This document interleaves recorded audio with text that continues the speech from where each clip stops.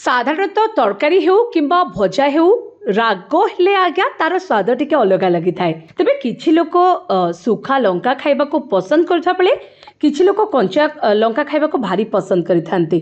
तेबे आजिर वीडियो रे मु आपनकु कहबी कंचा लंका खाइबा द्वारा हमको केउ सब फायदा मिली थाए बा कंचा लंका खाइबार उपकारिता संपर्क रे। प्रथमतः विटामिन सी रो अभाव दूर पई अनेक लोक खटा जिंस बा लेंबुर सेवन करिथांती। किंतु आपण जानिछथि कंचा लंका रे विटामिन सी प्रचुर मात्रा रे रहिछि। तेणु विटामिन सी रो अभाव दूर पाई कंचा लंका निश्चित भाव में खातु। से बेले कंचा लंका रक्तर अभाव को मध्य दूर करिथाए। एथिरे प्रचुर मात्रा रे आयरन रही थाए। या सहित कंचा लंका सेवन द्वारा रक्त जमाट बांधिबा को न देई सठिक भाव में रक्त संचालन होइथाए। श्वास प्रणाली को सठिक परिचालना करिथाए कंचा लंका। यह कर्कट आशंका मध्य दूर करने सहित बयस वृद्धि प्रक्रिया मध्य धीर करिथाए। रोग संक्रमण रक्षा करिबारे यार विशेष भूमिका रही। से भली पुरुषों को प्रोस्टेट कैंसर यह रक्षा दे थाए। रक्त शर्करा स्तर संतुलन में यह बहुत मात्रा रे सहाय्य करिथाए।